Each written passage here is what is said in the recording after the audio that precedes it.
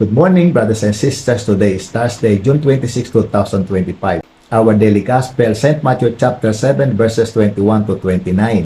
We will just read the very core of our message in verse 21. Not everyone who says to me, Lord, Lord, shall enter the kingdom of heaven, but he who does the will of my Father in heaven. Hindi lahat ng tumatawag sa akin, Panginoon, Panginoon, ay papasok sa kaharian ng langit, kundi yaw lamang sumusunod sa kalooban ng aking amang nasa langit. Gospel of the Lord. Our message, Jesus' warning, o babala ni Jesus. First, do not disobey the Lord's teaching by doing what is against the Lord's will and not doing the Lord's will.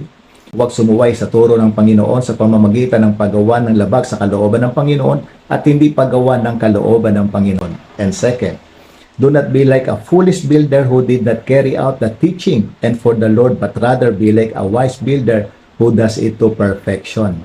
Huwag tumulad sa isang mangmang na tagapagtayo na hindi tumupad sa turo at para sa Panginoon, ngunit sa halip ay maging tulad ng isang matalinong tagapagtayo na ginagawa ito sa kasakdalan. And third, do not be deceived.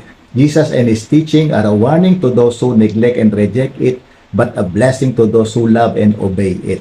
Huwag magpalinlang. Si Jesus at ang kanyang turo ay isang babala sa mga nagpapabaya at tumatanggi dito, ngunit isang pagpapala sa mga nagmamahal at sumusunod dito.